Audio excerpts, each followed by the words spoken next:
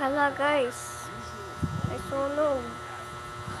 Guys, may sunog sa kaliwat na. Ayun no, sa malapit sa kalayaan. Kapon. Ayun, kapon pa yan eh. Okay guys, nakatama na yung sunog. Kaya nagabi kapon pa yun. Sige na, okay lang yan. So, ba't ko sa naman ka na? Okay, bye-bye.